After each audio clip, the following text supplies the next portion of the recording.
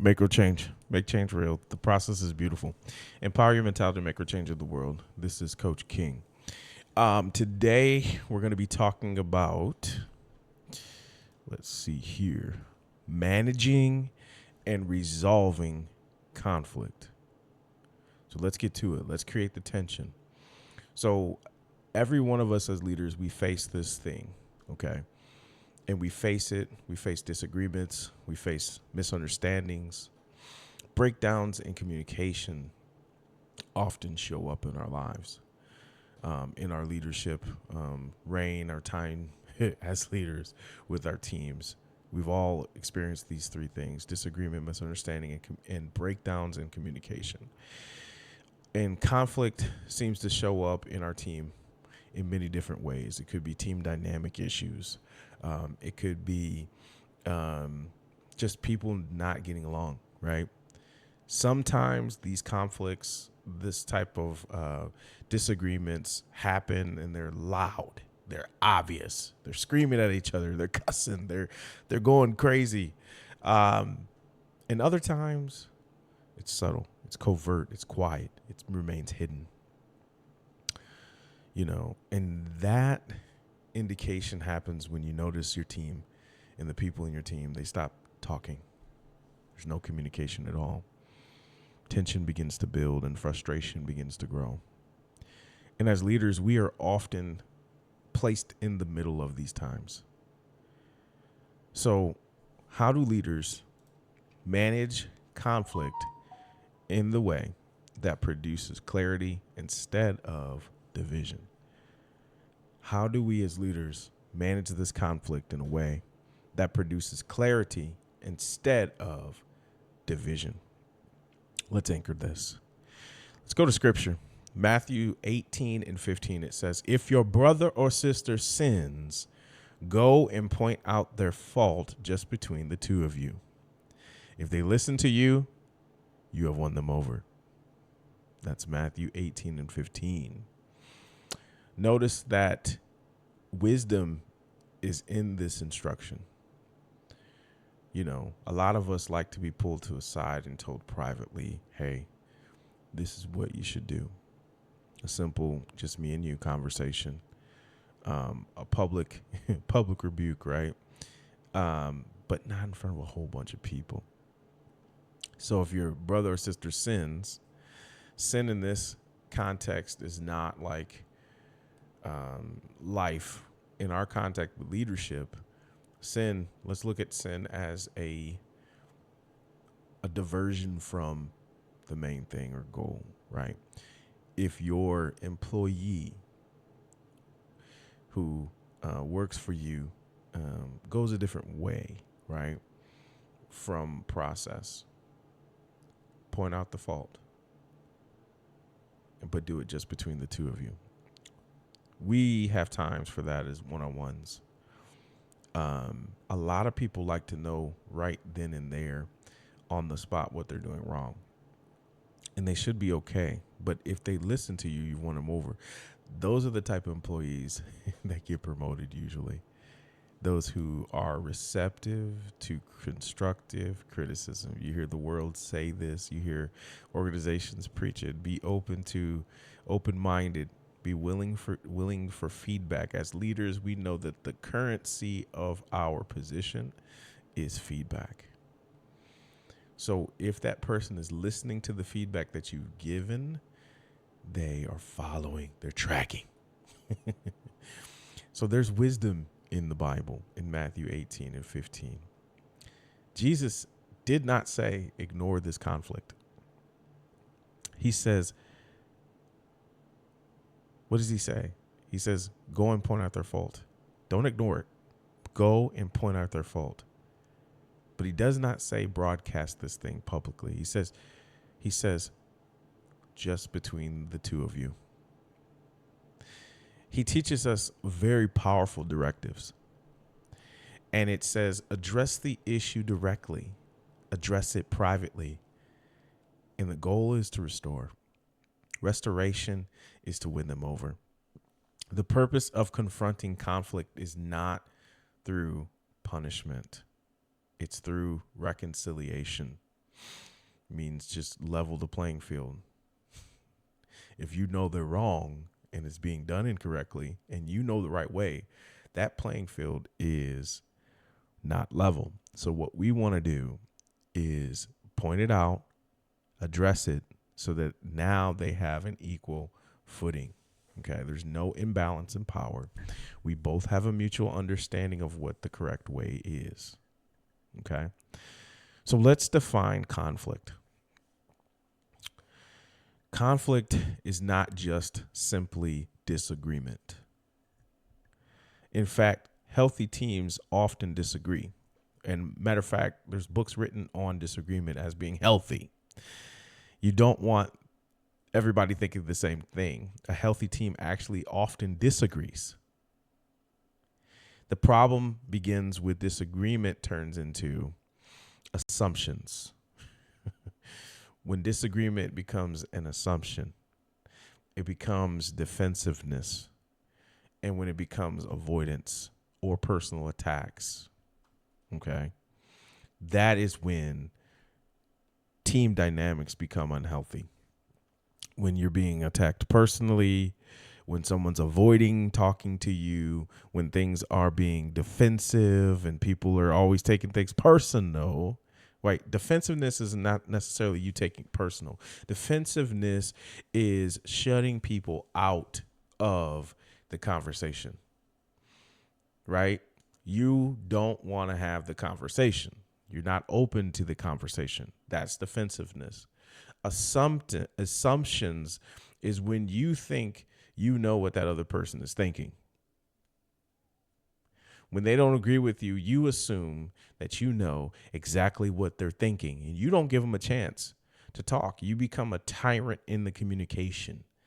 You become the person that, oh, because I know what you're getting ready to say, I'm not going to let you speak. That's not good.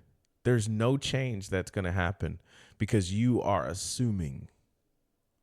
You're making assumptions of their opinion, but really they're entitled to their own opinion and you don't have any control of how they think. That's not your job. So when you deal with unresolved conflict, it rarely disappears. It doesn't just go away. Conflict does not just go away. It usually transforms itself into something worse. Silence, resentment, and division within the team. A house divided will fall. Strong leaders recognize that conflict must be addressed, not ignored. We cannot ignore this conflict. We must address it. We have to address it head on. Okay. One of the biggest mistakes leaders make is avoiding conflict because it feels uncomfortable. But avoidance does not solve the conflict. This is our role as leaders. We have to extend a hand to make this conflict better. Avoidance simply just extends the conflict, not the hand. And over time, unresolved tension spreads across your team. Your team begins to feel it, right? Everyone feels it. And people begin to take sides. I've experienced this personally. When there's a conflict, it creates division. When division happens, next thing you know, someone's on this side, someone's on that side, and the people in the middle just leave. I'm not dealing with this. Okay? Communication between the people becomes guarded. There's nothing open about what's being communicated, and trust begins to weaken. Nobody trusts each other. Strong leaders do something different. So what are we supposed to do? A strong leader will go and approach the conflict with curiosity instead of accusations. Accusation. Who is the accuser? Come on. Who is the accuser? So a strong leader will ask questions. Hey. I see you did this like this. What happened between the two of you? Why were you guys disagreeing? So what is the disagreement about? Let's take a step back. Let's look at the actual problem here. The problem may be a system issue, right? Has nothing to do with the two of you. Could be a process problem. Let's address the process before we address each other about being the issue. The issue isn't that. The issue is the fact that you don't understand, or we don't understand how this thing is actually flowing and operating. You don't realize why you have so much work. So instead, you think the work is being the other person's problem, but it's not. It could be a system issue. So let's address that together. It's a known issue that we have, and this is your problem. It's causing you heartache and pain.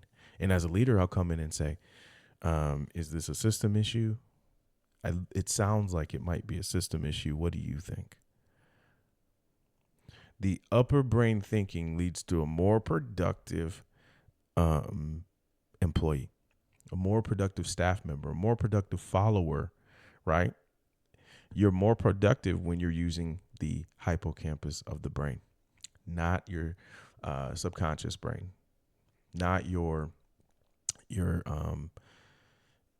motor, your instinctual brain. That's too arbitrary. We need to get to the hippocampus, to where logical thinking and reasoning is happening.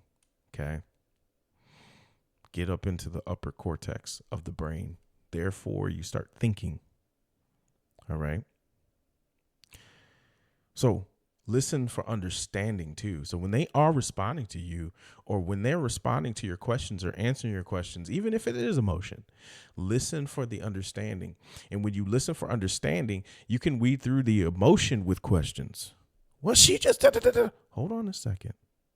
What I'm hearing you say is your frustration was the way it was written on the board, right? Okay. So what is our current process? Walk them backwards, right? Okay, that's fine. You are correct. Let's address the process. I'll retrain the process with this person so that now hopefully things will get better. That's all we can do. The other stuff, it is their responsibility to do what? What does it say in Matthew 18?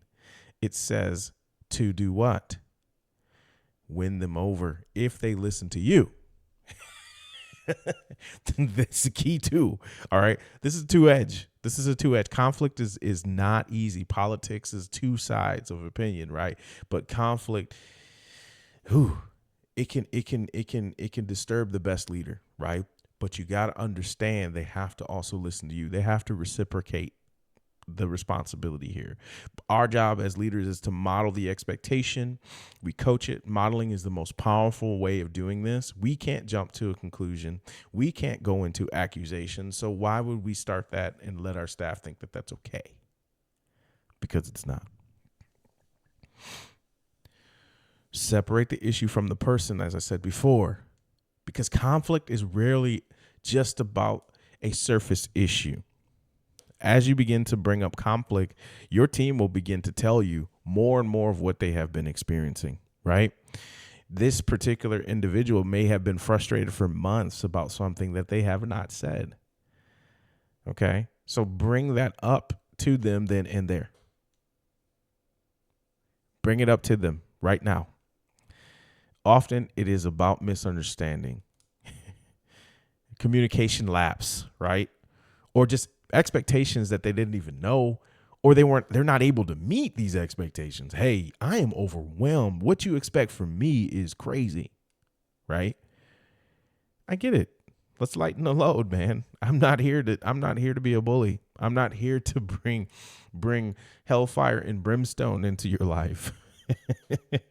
My position automatically gives me authority to do it, but I'm not here to do that. That is not my purpose. My purpose is for us to reach these goals that we have set. My expectation, my purpose is to give you clear expectations to how we can meet these goals that we have set together. Because if you don't hit the goal, I don't hit mine.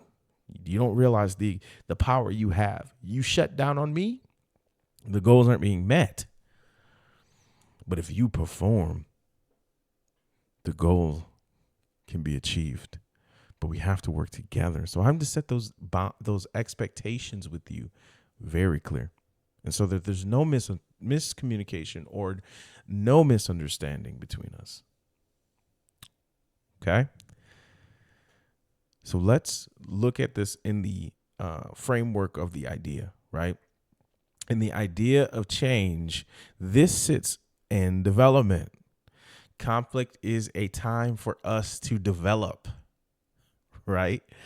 It's a developmental piece. It stretches the leader. It also develops the person that's learning, right? So it is a developmental pillar, and conflict management sits there. Okay, so in the construct of the idea, innovation, development, education, and administration, this falls in D in development. So this is stage 2 of your pillars, right? And why? Because navigating conflict requires your emotional maturity and leadership growth. You have to grow emotionally mature, not to take the constructive criticism personally, but you also have to listen to your leader and what they're saying and being open to actually execute on what they're expecting from you. Leadership growth in this is from our standpoint as leaders. Our development is how we handle this. How do we steward this? It teaches us not just development, but it also gives us the opportunity to address conflict from a management standpoint. So we're actually learning how to administer it. It's developing it. It's stretching us because we have to be able to communicate clearly. We have to be able to resolve this thing. We have to be able to reconcile our people. So that's growth. Okay. From a leadership standpoint, it develops us without any kind of anesthetic. You have to just go in. And sometimes it hurts. Sometimes it's nerve-wracking. The emotional maturity is sometimes it develops something in you.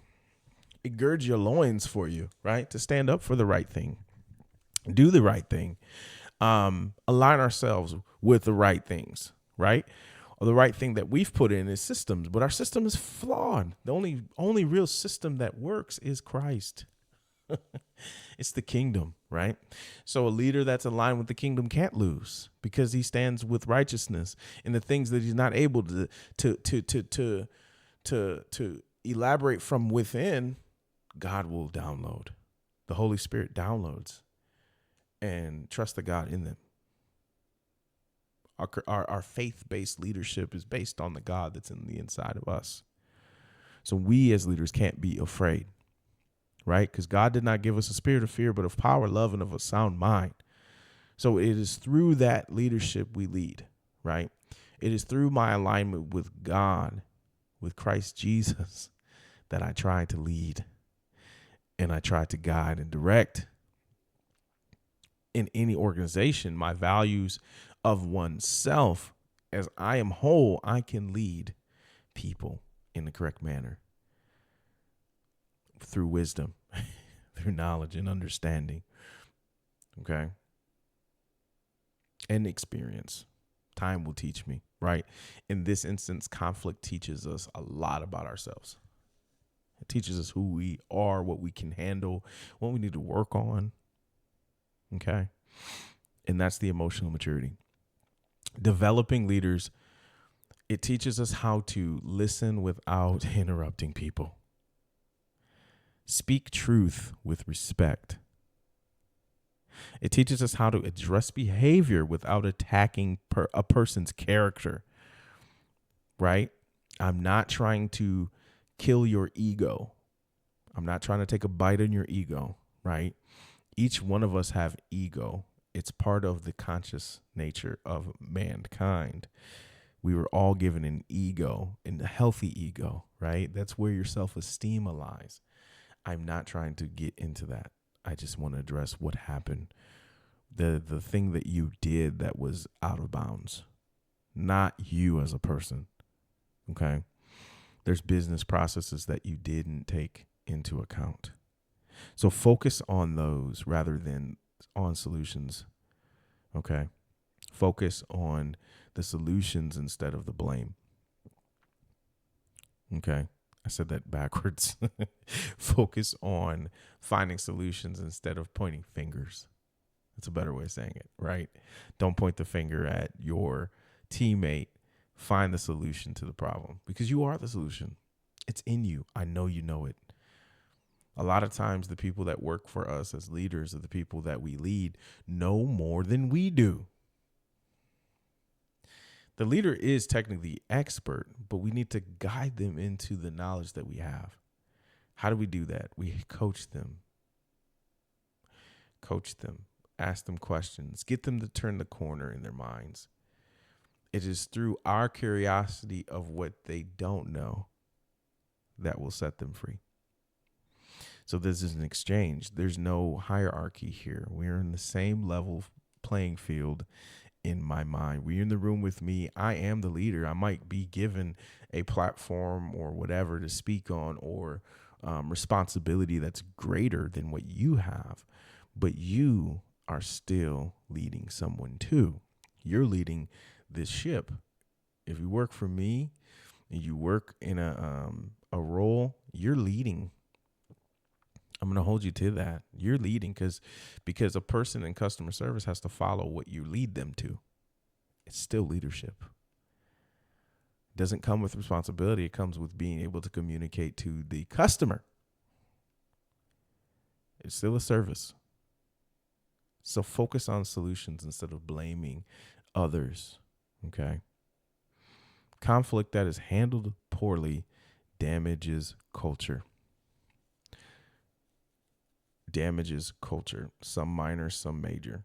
The culture gets damaged every time a conflict occurs, right? So we want to address it head on. We don't want this to bleed out. Okay. But on the contrary, so the opposite of that is when conflict is handled wisely, it strengthens the team. It builds trust. It builds understanding. And it also builds everyone's favorite word, accountability. Okay. Everyone's favorite word, hold me accountable. Well, let's build this. But accountability means there's going to be conflicts. When you tell me, hold me accountable, okay, there's going to be conflict involved. Let's talk about performance. Teams with unresolved conflict often experience poor communication, lower productivity, so lower brain thinking because everyone's in their own feelings, right? So you're in the lower brain. Lower quadrant of brain is the whole team. Everyone's stressed out because they're in their emotions, and the morale is low because they're in their feelings. That's because there's unresolved conflict within the team. They feel a certain way. I feel like I can't do this because there's unresolved conflicts. But teams that can't handle conflict well, or can, often become stronger because clarity replaces the confusion. My job as leaders is to make sure that we have clarity on everything so that we're not confused. Okay? When issues are addressed early, they rarely escalate into bigger problems. Healthy teams do not eliminate conflict. They learn how to resolve it constructively. And we have to model this as leaders and set an expectation that conflict can be resolved constructively, not by hiding, not by, not addressing things, but by handling it constructively. So here is one rule. If conflict is affecting trust, communication, and performance, it must be addressed directly. Remember, if trust is on the line, trust is the currency of any relationship. So in order to even begin to have the conversation without them shutting down, they have to trust you. Okay? There's no communication without trust. And if there's no communication, your team will not perform. That person will be low brain thinking. They will not perform for you. So you have to address these things. Okay? But trust, if trust is a conflict issue, if communication is a conflict issue, then performance is a conflict issue. You have to address those things now. You cannot wait on those things because they just bog down the process or the goal or whatever you guys are trying to do. The swamp is not drainable. There's no movement in the water. It's still. And still water produces nothing but decay. Waiting rarely improves anything. No situation, no circumstance can be improved by you just sitting there waiting to see what happens. I'm just wanting to see what happens. No, because the person that is following you is observing what you do. They're learning. So if you sit and do nothing, they learn to do nothing in those situations. Granted, sometimes you may have to pause for a second. That's if you're an emotional leader and you need developing in that. Maybe you do need to pause before you say something crazy, right? But having those timely conversations with your team promotes the health of your team. Strong leaders understand that courage, which is a value, in the conversation prevents deeper problems later. So having the courage to say something prevents deeper problems down the road. You won't have these problems down the road when you stand up and stop being the lion without the courage, right? I don't have courage. Alice in Wonderland. Okay? Don't be like the lion. Have the courage to speak up. Say something. Oh, if I only had a brain. I might be wrong. It might be the Tin Man who lacked courage. Just saying. Haven't seen it years. Okay? But anyway, somebody who lacked the courage. Okay? You need courage to be able to have deeper conversations with people, connect to them, and it prevents problems from reoccurring. And when they do occur, they understand that they can come to each other with courage, and you understand how to have that. And that's through the connection that you have because you have trust. Okay? So let's apply this. Next time your tension arises, follow 3 steps. The first is clarify the issue. Make sure that we have clarification on what's going on.